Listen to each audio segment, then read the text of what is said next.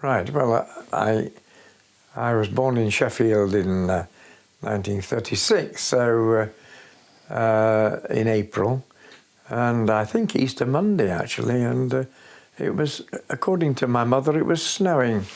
I was born in hospital, and which was not necessarily the case in those far-off days. A lot of people were born at home, but I was born in hospital, and I was in fact the only child that my parents had. That was because I think there were problems, you know, and my mother couldn't have any more children. We lived in relative poverty, I suppose, although I never thought of that at the time, nor for many years afterwards, because we were the same as any other person living in the East End of Sheffield. I lived in Darnell, which was then the East End of Sheffield, close to the steelworks. And my father was an analytical chemist working in the town, in the centre of Sheffield, in fact at Blanc Street, which led up to the LNER station. My mother, for a short period, worked as a polisher of forks and knives and so on, and then her mother died when she was 16. So in fact, she had to leave that and go home and look after 5 other sisters. My father came from a stock altogether of 10, and they lived in a 2 up and 2 down terraced house. So heaven knows how they slept. But my father was farmed out to my grandmother's brother-in-law, who ran a pub in Sheffield, and he lived there for some years. He was called Peter, which is where I get my name from, or one of my names. I got the other one from my father, who was Frank. I suppose they were working class people. My grandfather had been put out of work by an accident some years previously, as he was a Britannia metalsmith, and he spilt some hot silver onto his leg and had to have an amputation. So that's really why I say we were of lowly stock. My mother matriculated at school. My father left when he was 13 and went to work for a firm called Sheffield Testing Works, and he worked there until he was 69. So he wasn't exactly someone who wanted to move about a bit. My very early years, I don't remember before the war really.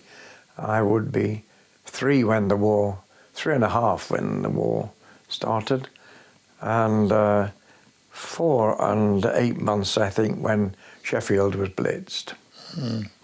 We lived in a street of 32 houses, terraced houses, a yard down the middle in 4, and we had an outside toilet, no inside toilet at all, no inside bath, washing basin or anything like that. We had to wash in the sink in the kitchen. And the house comprised of a kitchen and a place where my mother used to wash the clothes and so on. And then we had a living room with a fireplace, and downstairs we had a cellar where we kept the coal and where the gas meter was and the electricity meter. Because in those days you put a shilling in the meter and turned the thing clockwise so that you get electricity or gas. It's a very strange thing, perhaps, in modern day terms, to have just a bath once a week. And in fact, we were restricted during wartime to having 6 inches of water and no more in a tin bath in front of the fire. And obviously, things like hair washing and so on were done otherwise in the sink in the kitchen. We didn't have hot water, as I've already mentioned, so we would have to boil a kettle before we could have hot water in this small sink in the kitchen. It was a brown one, and a lot of people had deep white porcelain, but we had a shallow, fairly shallow brown one.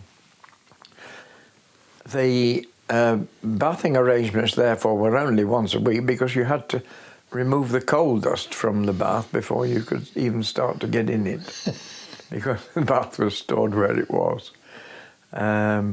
We stored our food as well, or some of it, on the way down to the cellar. We had a stone slab at the top of the cellar head. And I remember deliveries of coal. Somebody would come and collect money from my mother once a week to pay for the coal. And this lady was the daughter of the coal merchant. Milk was delivered to the house at the time by horse and cart and by the local co-op. And tea was brought to the house, such as the tea we could have, because we were only entitled to 2 ounces of tea per person per week, was brought by Lipton's in it with a little horse and trap. If there was any problem, and there were sometimes problems, the horses would be walking carefully down the street to deliver everything, and so we had a cobbled street, a little pattern. I've been back to try and have a look where it was, and the whole street's gone now, so it's difficult. But this was Allerton Road in Darnell in Sheffield, and I remember best playing marbles at the bottom of the yard entrance. We used to have a little grate there, part of the sewerage system, and we'd roll our marbles. I and the little boy 2 doors away would roll the marbles into this thing in at the bottom of the yard. I played with cricket with my father, funnily enough, in the yard as well.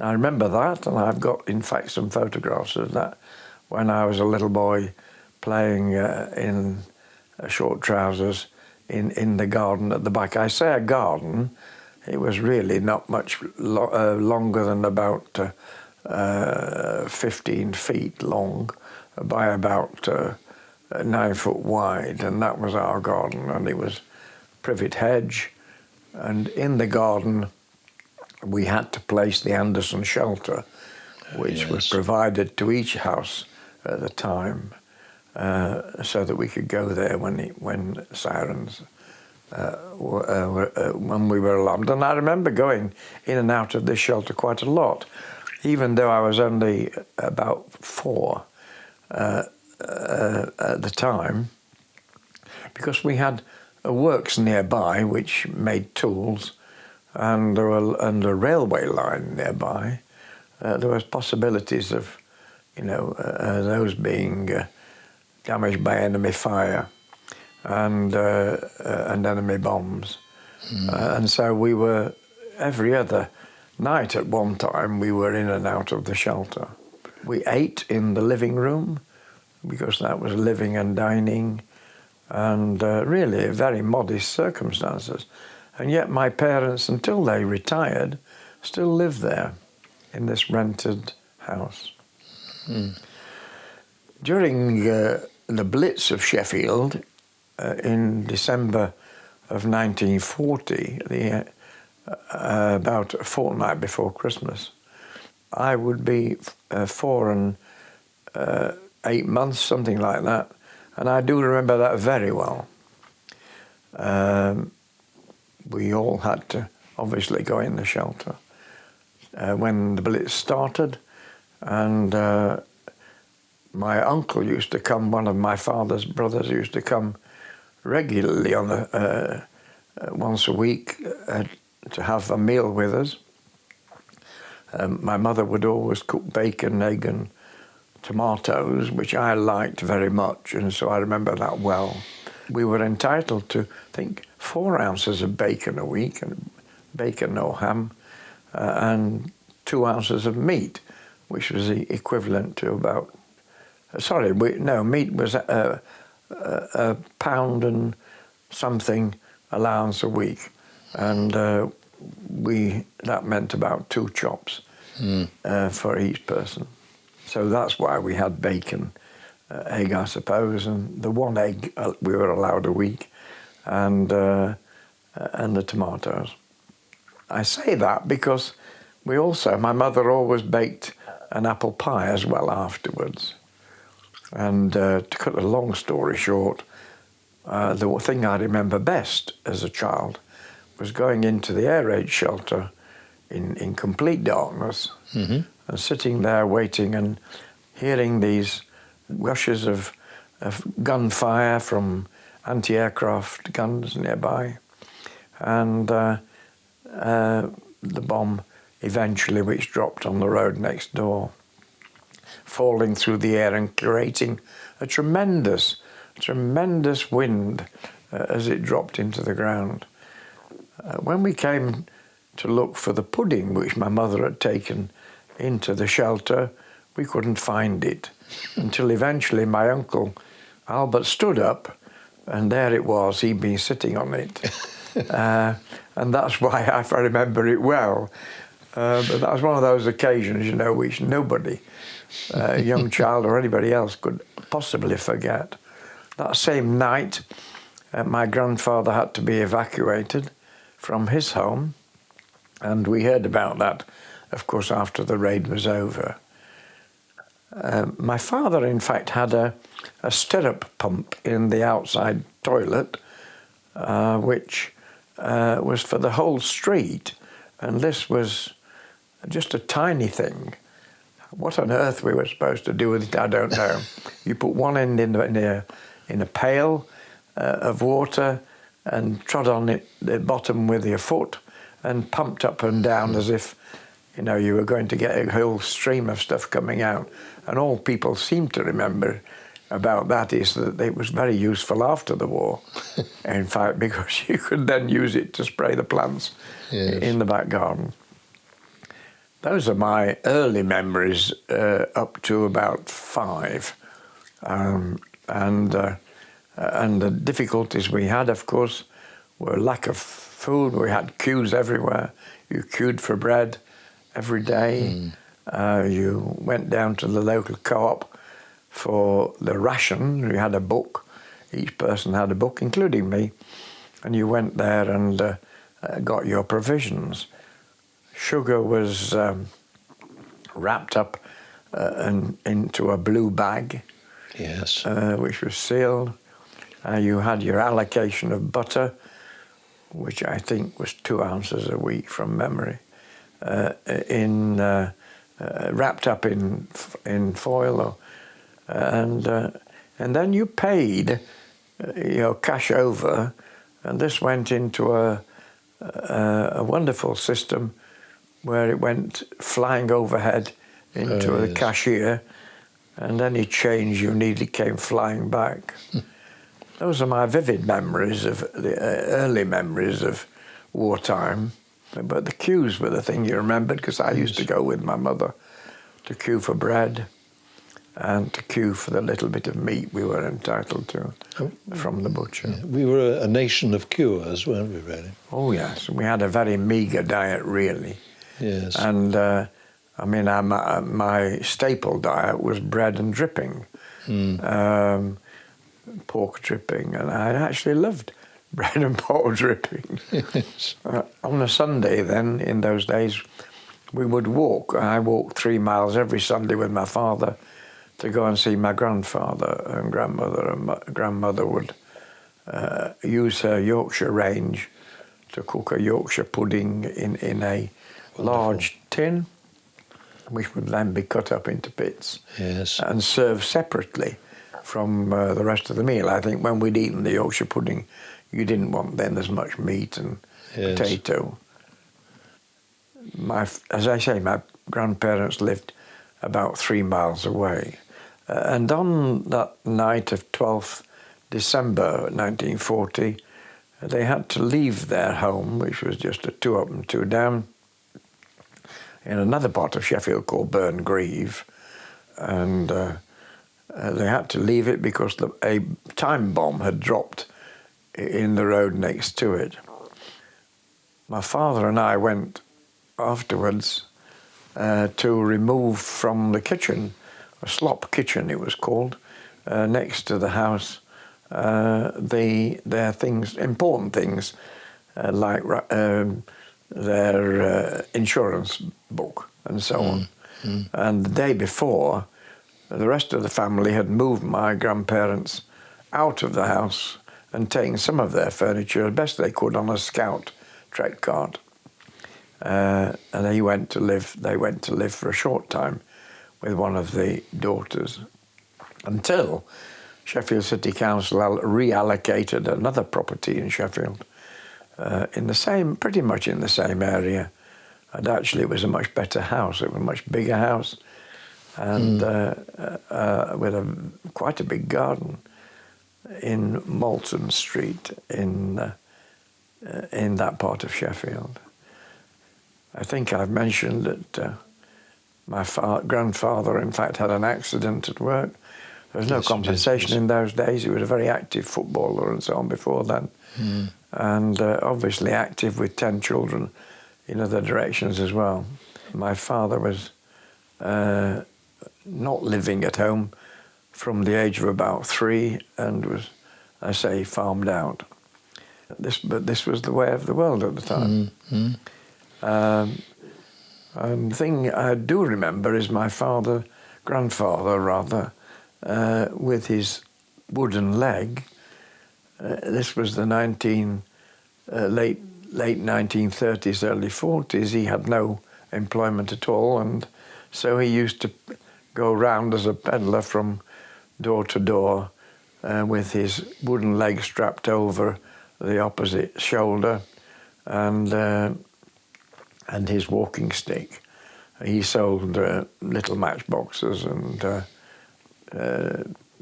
shoe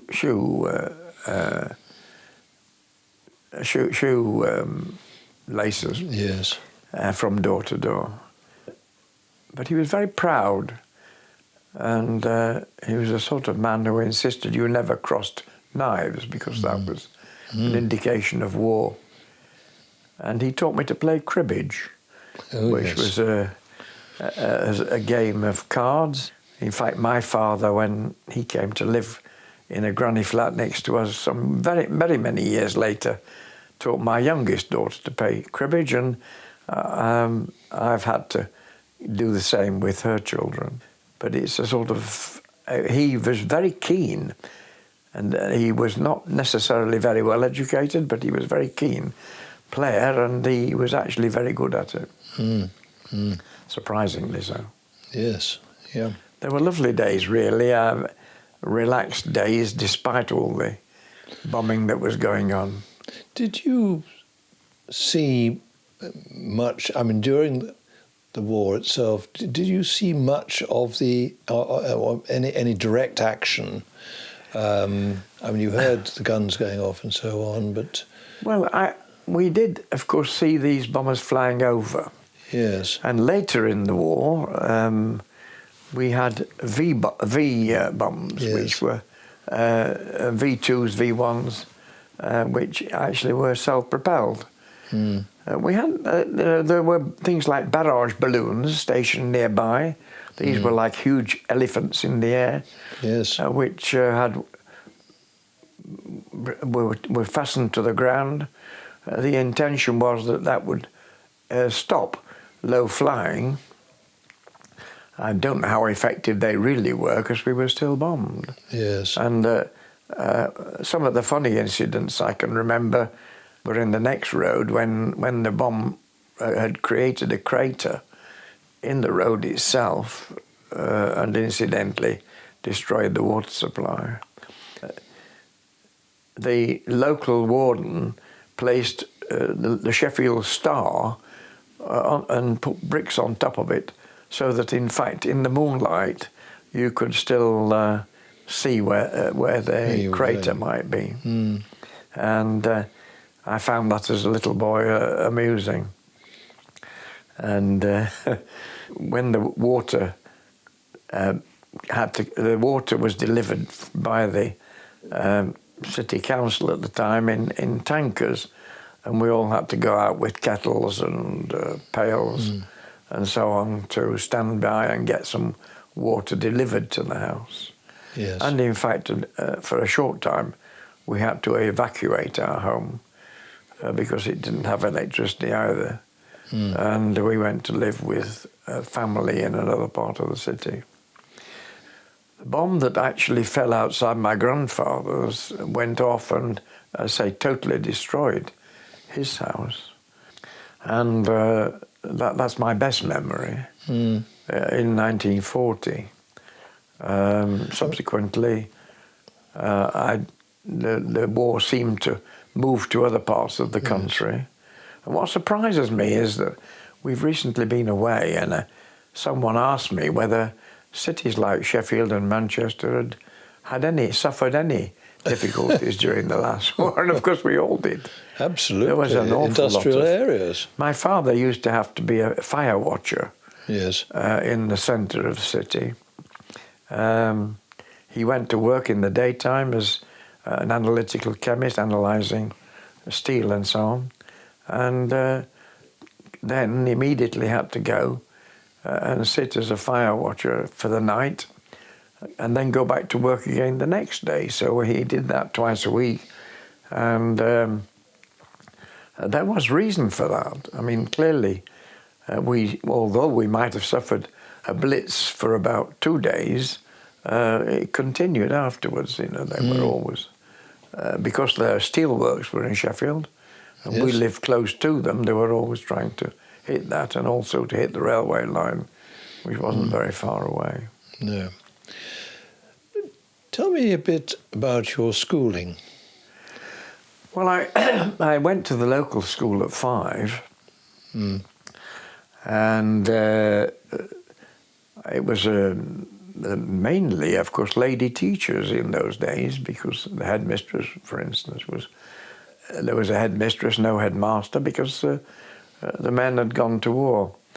And my memories are that we used to have little desks with little ink pots. If it was your duty that day to be the distributor of the ink, you had to go and fill all of those before school started. Yes. And we used ordinary little pens with nibs throughout. When I was 7, my main memory is that I was asked to read to the 11-year-olds who were there. Because my father was, although he'd left school at 13, he was an avid reader and was never out of the library at Burngreave. He used to go and collect books from there, and then he would be walking to work sometimes. And I remember being on a tram once, and we passed him as he walked to work, and everybody was amused by the fact he took all these long strides and was reading at the same time. And so I suppose because he was such an avid reader, I was encouraged to read. And even as a little boy of 7, I was quite a good reader. At the age of 9, I was given the opportunity, along with 9 other boys in Sheffield, to go to what had previously been a fee-paying school, day school, and that was at the other side of the city. And so at the age of 9, I was actually travelling across Sheffield on my own, firstly on a tram, and then walking a little distance, and then getting on a bus to go to school every day. And what I do remember best is actually in 1947, which of course was after the war had finished, a very icy cold winter. And trams in those days, if they could go in several directions according to where the points had changed, and they couldn't change the points. And I was therefore stuck for about 2 hours in the centre of the city, not being able to go home. And I don't know whether, certainly if it had been today, someone would have been on a mobile phone. Of course, there were no mobile phones then. No. We didn't have a telephone even at home, and we didn't have any television either. But I was stuck at the age of, I suppose, 11, on my own in the centre of the city, and got home very late. And my parents were obviously quite worried as to where I was. I went to this school, which was the only school in Sheffield which had a swimming pool at the time, so I learnt to swim at a very young age, and we actually had French lessons when I was 9. So from the age of 9 up to GCSEs, GCEs they were called then. We had the Oxford and Cambridge system, and I learnt French for that period of time, and I still remember quite a lot of French, in fact, because of that. In the senior school, I had to learn Latin and Greek and this sort of stuff, and I remember having the Latin Way, it was called, thrown on to my head. It hit me, actually, and because I was so inattentive during Latin classes. I went to this school, King Edward VII School, which was actually the best school for boys only in Sheffield. From the age of 11, that was the senior school. My parents couldn't afford the uniform, so we went to the office and bought second-hand jackets and trousers and so on, and school tie. The distinctive thing I remember is that my mother made me an overcoat, and she made it out of a blanket and dyed it a brown colour. And as I walked into the schoolyard with this on, I had nothing but abuse, really, from boys who came from a very different kind of environment to me. And that stuck with me all these years. It's the only thing I really do remember about being in a different class to lots of other people who were in the same school. As I say, there were 10 of us who were chosen to go. Not all of them eventually finished up in the senior school, because you had to take 11 plus exam, even though you were already there. But most of them did. I had a very happy childhood, to be honest. Yes. We couldn't go very far. Is your journey really necessary, was the order of the day. And the furthest I ever remember going was Matlock, which was at the end of a little railway. Well, it was a bus ride in those days. And I can remember going with my cousin, who was pretty much the same age as myself. He was born before me, and so he had an extra king, in fact, because he was born in the days of Edward V, George V rather. Yes. And I was actually born in the time of Edward VIII, the short period that he was on the throne. So he was about 3 months older than me, and we used to go and sail our little yachts on the pond in Matlock Bath. I say I had a happy childhood, even though we were in this situation where not a lot of money, and my father loved walking, so we went to places like the Peak District, a lot of the Peak District, and walked into Castleton and so on, and Hope and Edale, and we did that sort of thing for our amusement.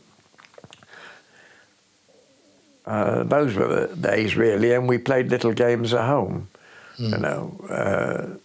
And as I say, we had no television, so in fact we amused ourselves with other things. No. Do you remember the war actually coming to an end? Yes, I do. That was 1945. The war in Europe ended, and a little later on in the same year, in fact, the war in the Far East ceased as well. But when some people came back from the war, we had a huge celebration in the street. There's bunting everywhere. Trestle tables had been borrowed from local Sunday schools, I suppose. And we had a street party. We had a firework display. Somebody had bought a rocket, things which were totally unavailable during the war. Somebody had bought a rocket we were asked to gather at 9 o'clock in his back garden to see this rocket go off. He'd put it in a milk bottle and lit it, and immediately the milk bottle fell over, so all it did was to go as far as the back wall. Yes. And that was the end of the garden, a total flop. But some people who come back and been in the armed services at that time, in fact, were a bit, were a little bit the worse for drink. And one chap next door to us, in fact, tried to jump over the bonfire we'd built in the street, and he failed, and he ricked his ankle and was off work for many months after that. He got his old job back, and but at that, they were happy times really after the war. Yes, we had during the war, skipping in the street was something else we did. We had skipping ropes. The girls would hold the skipping rope, and we'd all skip together in the middle. Were there songs associated with that? With the songs associated with that, yeah. Yes, yeah. I was taken to Sunday school, actually, by the coal merchant's daughter, Mabel. And she was the lady who came to collect the weekly money.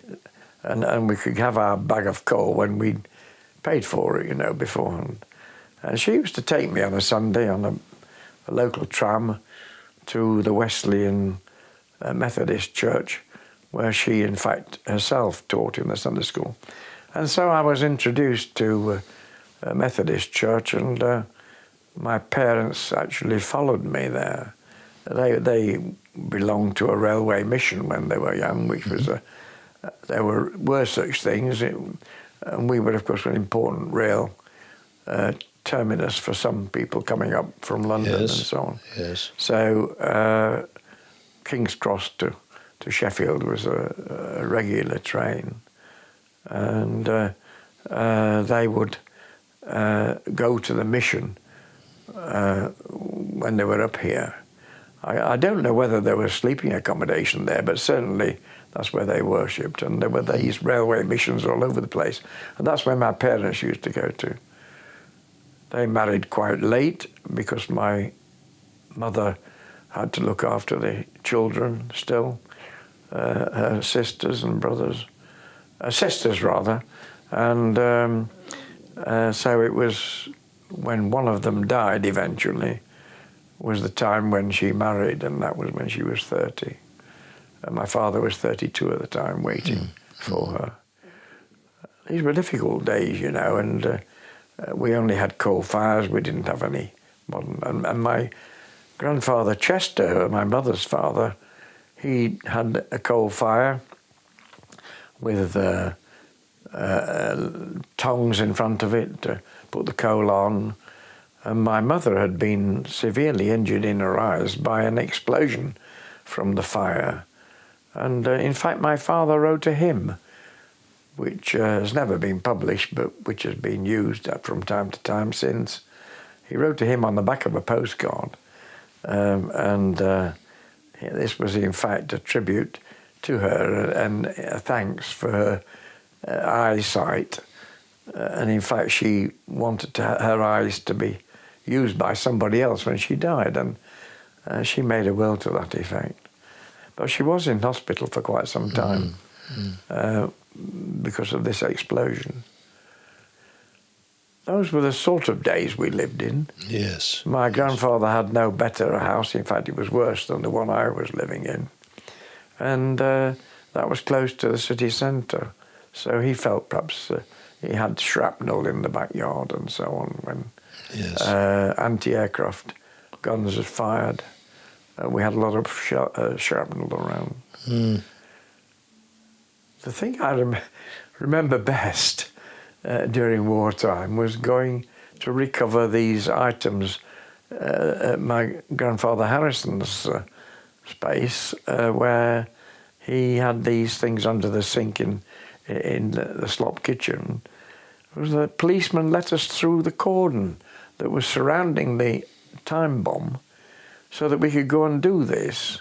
And I believe the bomb went off that day and destroyed the house totally. So I just wonder whether the same will be done today. I think safety people would be I think enormously upset. I think so. Yes, I don't think it would happen. But when you're living in war, the risks are more familiar, aren't they, in a way? Yes, I think that is so. But I will never forget, my wartime, if you like. It was very different from after the war, although we went to see Churchill coming round at the election time and with his famous cigar. He didn't get in, if you remember. He wasn't. That's right. The Labour Party got in, but Churchill came to Sheffield. My parents went to see him and took me with them, of course. The cough, I think, is part of life's rich tapestry, really. It comes from the days when Sheffield was a very dirty city in a golden frame. The golden frame being the Peak District. Yes, of course, yes. One of my first jobs when I started work at the town hall in Sheffield, when I was 16, I left school. They were very upset that I left, but nonetheless, I didn't think my parents could see me through university. And so I started at the town hall, and one of my first jobs, in fact, was to make these smoke control orders. Because that would have been a time when there was a great deal of pollution. And there was indeed, yes, from chimneys of industry. Yes. Sheffield was a place where there was an awful lot of dirt and dust and smog and so on. And we grew up with that. It hasn't really affected my life very much, but I had pneumonia at 7 and pneumonia again at 14, and so it has left me with some difficulties, with lung difficulties. And these manifest themselves if I talk too much, I suppose. So you landed up in Sheffield Council for a while? Yes, I worked there for 2 years, and then I was forced to go into either the Army, the Navy or the Air Force with a lot of other people doing my national service. And I wasn't sure whether I would enjoy this, although I had been in the Boys Brigade at this Methodist church, and therefore I knew most of the marching things that I would have to do. And I went into the RAF, in fact. I applied for all the jobs that were clerical and administrative or whatever, and I got none of these. I was chosen to become an air wireless fitter. So I went for 8 weeks of square bashing at a place called Hednesford, which is on Cannock Chase. And then from there we moved down to Yatesbury in Wiltshire, where I had 33 weeks of training to be an air wireless fitter, and came out with what I don't think a rank which exists today, but it was called a junior technician, one stripe upside down, and went into spend the rest of my time, apart from a fortnight in Northern Ireland and another week in Ipswich, near Ipswich. I spent most of my RAF, in fact, in this country. There were only 2 of us who remained in this country. The rest went out to Singapore area to carry on looking after the RAF out there. I enjoyed my time, actually, in the RAF. Lots of people didn't. They went in and they were pleased to get out the first day if they could. But I made the most of it, and I became a corporal eventually. I don't know whether you want the boredom of listening to what happened, but I was an air wireless fitter, as I say, and I'd never been inside one of the aircraft, which they were Venom 2s, but I had repaired the boxes when they were brought to me. There were 2 boxes with crystals in that came back to the workshop there. and we had to put them right. But on this particular occasion, there was an exercise, Rejuvenate, I think was the exercise, and there were 12 aircraft all lined up on the peritrack, and I went to one of them which had reported its radio out of order. And to check that, you had to climb up, and go inside the aircraft. And I hadn't ever been inside one, actually. And it was fairly dark. And instead of manoeuvring with the little thing inside on the dashboard to get from one box to another, my knuckle caught the one above, and the wingtip tanks of the aircraft fell off, causing, I understand, £380 worth of damage, including the cost of the aircraft fuel. I got out of the cockpit, came down the ladder, looked at which box I got to take back to the workshop, took it back and said, guess what I've done? And there were lots of swearing going on from mechanics who got to put this right. There were lots of people having to shift aircraft very quickly. And it was chaos, total chaos. The exercise was, in fact, cancelled. And I had to go before the officers on the Monday morning to explain myself. Oh dear. In the meantime, I'd gone into the hangar and found 3 other aircraft where this safety catch we should have been on was not on, to stop this happening. And so I told that to the warrant officer beforehand, and he said, well, keep your mouth shut and we'll see what we can do. And I got 3 days confined to camp, and that was all for my misdemeanour. A fortnight later, I was sent for by the group captain, and I thought I was going to be sent down, as it were, from the Air Force because of this. And he said, we're short of a corporal, Harrison, so we've decided to promote you to the rank of corporal. So I said, thank you, sir, saluted, and gave my full RAF number, as we were required to do, was marched out. And as I was going through the door, the group captain said, that's 1 stripe, by the way, Harrison, for each wingtip tank. That was the RAF then. This was in my days in the RAF. And in fact, I was put in charge of the Air Force radio station. And we had things like Pete's Puzzle Corner and this sort of thing. And in fact, having been a Methodist all my life, really, I used to run a thing at 5 to 10 at night, or 5 to 10, I think it was. We had to switch the radio off at 10, where the padre, one of the padres, would come in and say prayers, a little, thought for the day, as it were. Mm-hmm. And those were the days, really, when are unheard of now. But in fact, we had a very happy time, or I did. There were 400 WAFs on station, which I suppose helped, and 1,000 blokes, and so it was a very big station. It's now closed and has become a prison. I suppose it was a bit of a prison then, if you want to think about it. Easy to adapt it from one to the other. Yeah, so the H blocks and so on were very easy to adapt. But I say, my claim to fame in the RAF was dropping these 2 wingtip tanks. And in fact, instructions went down immediately to Yatesbury, the training area, about the possibility of doing that in the Venom too. Yes. I enjoyed them very much, actually. Just to, I think we're probably starting to come towards the end of this.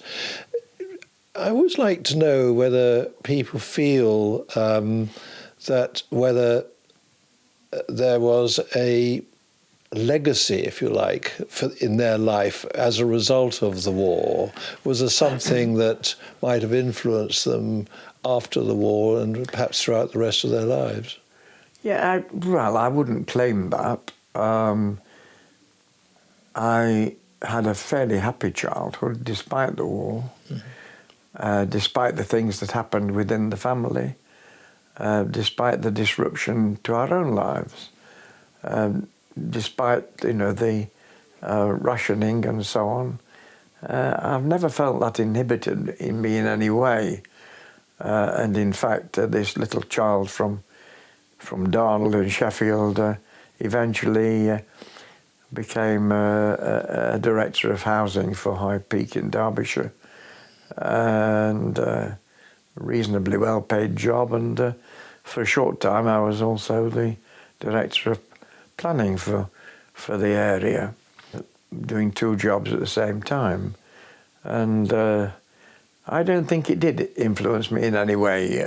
My wife at the time, before she died in 2001, she experienced slightly different problems, and in fact, the street in which she lived in another part of Sheffield was totally demolished, and she was at right angles to that in her house where she lived, and she survived, but the children she'd been playing with the night before were all killed, and I think that did have an influence on her life. You would have done. And her attitude to it. I didn't see that sort of thing, of course, but she didn't let it, inhibit her in any way, and No. She went on to do very well in life as well. I don't think, in fact, I think it was an encouragement in a way, because we started off life with very little. It was an encouragement in a way to do better. Yes. I was mainly encouraged by the attitude of my grandfather, in that he never let the fact that he'd only got one full leg stop anything he did in life. He never thought himself, although impoverished, he never thought of himself as anything other than a member of the Conservative Party and so on. And he carried on. He believed very strongly that you've got to, do something for yourself. Yes. And so that attitude passed down, and I suppose it's come to me as well. I'm not necessarily of any party, because when we work in local government, you have to be neutral, non-partisan and neutral. And High Peak, where I worked, in fact, used to change hands frequently from Labour to Conservative. Okay. I mean, if you were to give advice to a youngster growing up today as to how they should lead their lives, what would you tell them? Well, I think I would tell them to make sure that they could provide for themselves in whatever they did, not rely on the state to provide for them. I would certainly tell them to be as studious as they possibly could and get as much information as they possibly could, because that would help them in later life, and not to be too casual about their education. And in fact, I've got 7 grandchildren of my own, and my present wife, who I married after the death of my first one, she has 5 children of her own, 2 children and 5 grandchildren of her own. So we have quite a large family, and I get used to talking to them, in fact, about life generally, although I don't want them to be bored in any way. And I think I would just tell them to do the very best they can with whatever they possess. I set off in a rented house, if you remember, with virtually nothing. I went to a school which was a good school and which made me, I think, really. I did the RAF thing, which helped me become a man, if you like. And I'd want them to sort of have similar things happen to them. I'd also want them to be fully employed. I mean, I do worry about them, although everyone so far, other than one who's still at school in Manchester, are employed. And they have the right attitude, in my view, to life. Life is to be lived. You live from day to day.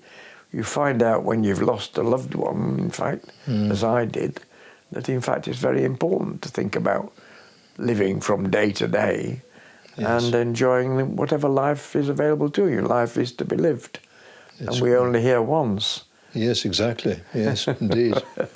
So I'd want them to follow in that sort of attitude of life. I think at that point, Peter, we've probably come to an end. But unless there's anything else that comes to mind that... Not immediately. I say I've enjoyed my life. I still enjoy my life, although I'm 83 now. I do the best I possibly can to enjoy it, and I think, if anything, perhaps, we have German friends who are coming actually to stay here in Chapel Frith in August. Yes. Coming for a week on a twinning arrangement that we still have with a village near Frankfurt in Germany. And they're very nice people, speak fluent English. I don't speak hardly any German, but they speak fluent English, so it doesn't matter. And I still have friends, within Germany who I've known for quite some years now. Why not? So I think, and why not, yeah. I think the war has to be forgotten, and it was a very unfortunate time.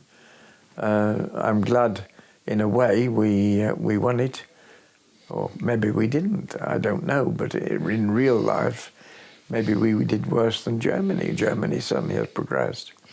But I don't really mind that. I think it's important for us all to do what we can, and I certainly have no antagonism towards those who essentially, I suppose, restricted my early youth. Okay. Peter, thank you very much indeed. Thank you for listening to me. Thank you.